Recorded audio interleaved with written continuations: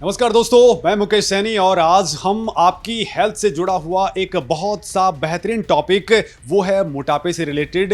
और दोस्तों, ये मोटापा जो है वो आज हर किसी को परेशान कर रहा है और इसके बारे में जानने के लिए आज हम पहुंचे हैं डॉक्टर संजीव कुमार जी, जो विश्व के प्रसिद्ध कार्डियोलॉजिस्ट हैं। डॉक्टर साहब, हमारे बहुत सारे रिलेटिव्स हैं जो इस मोटापे से बड़े परेशान हैं।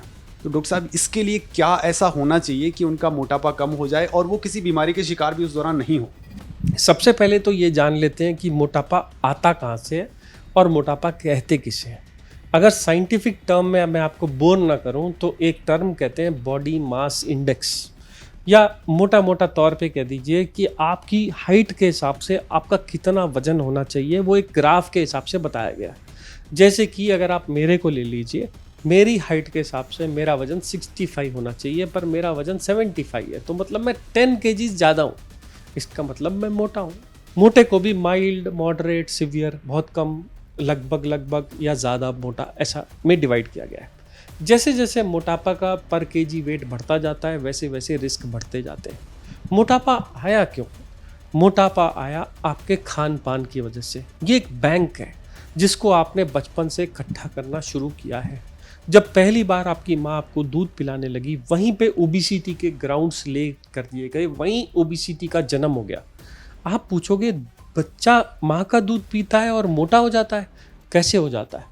जब भी बच्चा माँ का दूध पीता है तो वो हर 2 घंटे में 5 ml ही दूध पी पाता है, पर क्योंकि रात में हर घंटे 2 घंटे माँ को जगाने लगता है तो माँ परेशान होकर उसको थोड़ा ज़्यादा पिलाने की कोशिश करती है। प्यार की वजह से या 2 घंटा आराम से सो लेने की वजह से उसको थोड़ा दूध ज़्यादा की आदत डालती है। जैसे जैसे वो 5 ml की जगह 10 ml की जगह 15 ml पीने लगता है तो उसका पेट का साइज़ थोड़ा बड़ा हो जाता है। अब उसे उतने ही खाने से पेट ठीक लगता है। मैं आपको बताता हूँ, मेरे घर में मुझे रोज़ पराठे सर्व किए जाते हैं सुबह सुबह नाश्ते में। अब मैं रोज़ 2 पराठे खा के तृप्त हो जाता था, पर घर में एक गेस्ट आ गए और गेस्ट ने क्या कहा कि आज तो अच्छे अच्छे बड़े बड़े पराठे बने, आप 3 खा लीजिए। मैंने कोशिश करा तीसरे खाने की, बड़ा पेट खराब हुआ, बड़ा तकलीफ़ दी और तीसरा खा भी नहीं पाया, 2.5 खा पाया। दूसरे दिन फिर उनके साथ बैठा तो फिर 2.5 खा पाया, पर उतना तकलीफ़ नहीं हुआ, पर खा पाया, पचा पाया, पहले से थोड़ा ज़्यादा लगा। फिर तीसरे दिन, चौथे दिन, 5वें दिन तक मैं 3 पराठे खा पाया। सडनली वो लोग चले गए और अब मुझे 2 खाने को बोला गया तो मुझे 2 को कम लगने लगा, जो कि मैं कई सालों से खाता था। तो कहने का मतलब ये है कि अगर आप अपनी फूड हैबिट्स को चेंज करते हैं तो चेंज भी बड़ी स्लो होती है, रेजिस्ट करती हैं। अगर आप 3 रोटी खाने वाले हो, आप 2 रोटी खाओगे तो आपको हमेशा कुछ ना कुछ भूख लगी रहेगी और आप 2-3-4 घंटे के बाद कुछ बिस्किट, कुछ ऐसी चीज़ खाने की कोशिश करोगे जिससे उसकी पूर्ति हो जाए, और वो भी ना खाए तो रात की रोटी में 1 रोटी एक्स्ट्रा जोड़ लोगे। इसलिए बॉडी बड़ा रेजिस्ट करती है वज़न को चेंज करने को, ना ज़्यादा होने देती है ना कम होने देती है। अब मुद्दे पे आते हैं कि हम फिर मोटे हो क्यों जाते हैं। कुछ लोग बड़े चूज़ी होते हैं, थोड़ा सा ही खाते हैं। आपने देखा होगा कई बड़े नकचिड़े लोग होते हैं खाने के नाम पे, माँ को बड़ा सताते हैं, बड़े होके बड़ा सताते हैं, मम्मी परेशान रहती हैं कि साहब ये तो खाता ही कुछ नहीं। वो आपको कभी भी मोटा नहीं मिलेगा क्योंकि वो चूज़ी है। वो मोटा मिलेगा जो मम्मी का अच्छा लाल बच्चा है, जो मम्मी जो दे वो खा ले, जो ये वाले ने छोड़ दिया वो खा ले, जो बचा हुआ है वो खा ले, और जो उनका बचा है मम्मी खा लेती है। तो आपने देखा होगा प्रेगनेंसी के बाद लेडीज़ भी मोटी हो जाती हैं क्योंकि वो फेंकती नहीं। तो जो बचा हुआ है सारा का सारा, अगर आप बचा हुआ सारा अपने जेब में डालो, पेट में डालोगे तो पेट बन जाएगा डस्टबिन। और फिर आप मुझसे पूछोगे मेरी डस्टबिन मोटी क्यों है? आपकी डस्टबिन मोटी इसलिए कि आपने उसे डस्टबिन की तरह ट्रीट कर रहे हो, इसलिए वो मोटी है। अब करना क्या है? अब पतला होने के सबसे प्रमुख गुण बताता हूँ। इस गुण को बताने से पहले मैं आपको एक ट्रे दिखाता हूँ और आप लेडीज़ जेंट्स हम सब लोगों से पूछता हूँ, ये ट्रे के 3 सेक्शन है, ऊपर के 2 और नीचे का 1, और मैं आपसे पूछता हूँ इसमें राइस या रोटी कहाँ रखोगे? तो 90% लोग कहेंगे यहाँ रखेंगे। और बोले दाल कहाँ रखोगे? बोलेंगे दाल यहाँ रखेंगे। और बाकी आइटम्स बोलेंगे यहाँ रखेंगे। जबकि आप इसको ध्यान से पढ़िए, अगर ये कहता है कि रोटी और चावल यहाँ रखना है, दाल और प्रोटीन के आइटम्स यहाँ रखने हैं, और ये आधा हिस्सा खाना पूरा का पूरा फ्रूट्स का बना होगा, वेजिटेबल्स का बना होगा। अब ये तो बहुत ही मुश्किल है। अगर एक लड़की खाने में ये परोस दे तो कोई कहेगा ये बेवकूफ़ है, इसको तो खाना डालना ही नहीं आता। पर इसको कैसा करना है, आप इस थाली को हाफ कर लीजिए, ये खाने की थाली हो गई, ये फ्रूट्स की थाली हो गई।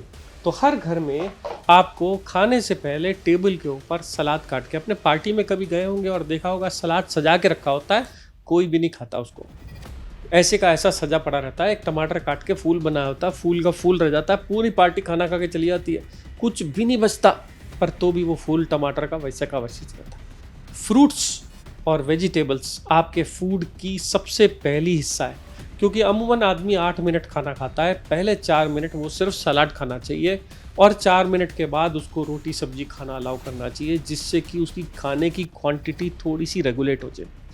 पहली मुद्दा। दूसरी मुद्दा, वो चीज़ें जिससे आदमी का पेट सडनली और खाने का मन करता है, वो है राइस या शुगर। जो भी शुगर वाली चीज़ें हैं जिसमें कार्ब्स बहुत ज़्यादा है, वो आपको सटाइटी नहीं आने देता, आपको और भूख लगाता है।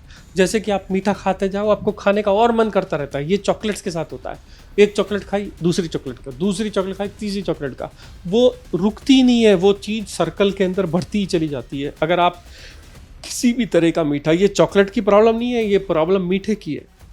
कुछ लोगों को स्वीट टूथ होता है, कहते हैं हमें स्वीट टूथ है, वो टूथ स्वीट नहीं होता, वो आपकी आदत खराब कर दी गई है। अगर आपको रोज मीठा खिलाएं तो खाने के बाद रोज मन करेगा कुछ ना कुछ खाने का। आप एक आदत बदल लीजिए, रोज मीठा खाइए, तो आप रोज मोटे हल्के हल्के होते चले जाएंगे। ओवर पीरियड ऑफ 10 ईयर्स आप मोटे हो जाएंगे। आपको पतला होने का बेस्ट तरीका बताऊं तो आप सबसे पहले अपने मीठे और गुड़ को कंट्रोल कर लीजिए, उसको ज़ीरो कर दीजिए। आप अपनी जो एक्स्ट्रा ड्रिंक्स हैं, ड्रिंक्स में कोल्ड ड्रिंक आता है, ड्रिंक के अंदर आपके कैफिनेटेड ड्रिंक्स आते हैं, आपके टी, लस्सी, मट्ठे, चीनी डाली हुए आइटम्स, या जो भी तरह की चाय कॉफ़ी लोग पीते हैं, उन ड्रिंक्स को बंद कर दीजिए। ये जब अंग्रेज़ नहीं आए थे तो हमारे लोग गर्म पानी पीते थे साउथ इंडिया में, नॉर्थ इंडिया वाले ठंडा पानी पी लेते थे ज़्यादा से ज़्यादा। चाय और कॉफ़ी की आदत तो हमको अंग्रेज़ डाल के गए, और उसमें वो लोग शुगर नहीं डालते थे या बहुत लिमिटेड डालते थे।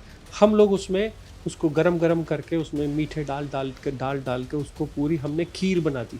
तो हम चाय नहीं खीर पीते हैं, और अगर आप रोज़ सुबह शाम खीर पियोगे तो आप मोटे हो ही जाओगे।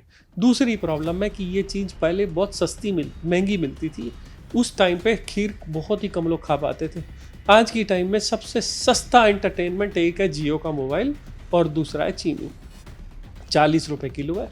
रोज़ मीठा बनाओ, रोज़ मीठा खाओ, फिर मोटे हो जाओ।